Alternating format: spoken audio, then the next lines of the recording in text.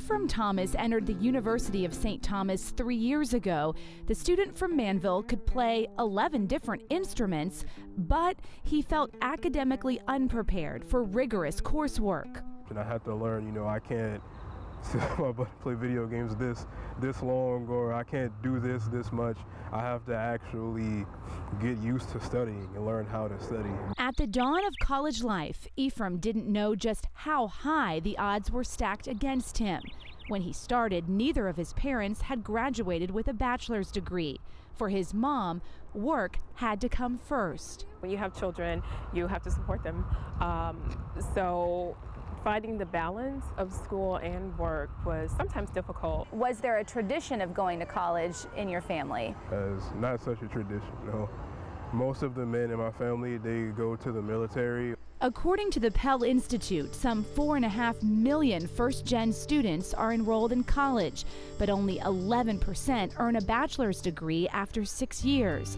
That's 4 times the dropout rate of higher-income second- or third-generation students. Colleges have to be able to adapt. Yolanda Norman is an education and leadership consultant who started a support group for first-gen students at UST after she was the first in her family to graduate. When I was a freshman, I didn't own it. I really didn't. I was ashamed of it. But when I had the opportunity to see my university celebrated, to get celebrated and really own who I was as a student, that's when I understood where I was going. Many first-generation students underestimate themselves when picking a school. Fact is, a lot of them could be going to top-tier universities on a full ride and not even realize it. Because they don't really understand how to navigate the financial affairs of going to college. She's heard of students not applying because they can't afford the $50 application fee, when in fact there are fee waivers based on income. What classes are you guys going to right now? Priya Bala was on her own figuring out how to pay. College was something that we were all looking forward to because it would be the first time anybody in my family here in the United States would go to college. She was born and raised in India. Her family moved to Houston several years ago and bought their first house.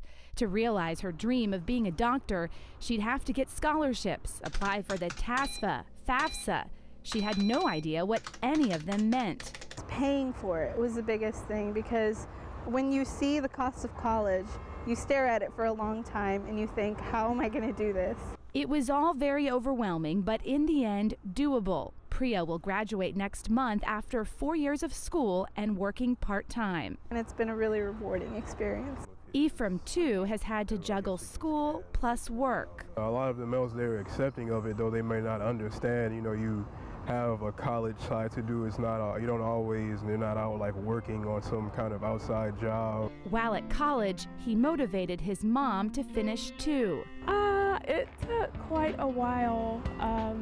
I would say probably 18 years or so. He definitely motivated me to finish, that's for sure. Yeah, I wanted to make sure that he knew that this was attainable, something that he could do if that's what he wanted. Both he and Priya say finding good mentors has been key to feeling like they belong. The students have to be the ones to use their voice and say, here's what I need.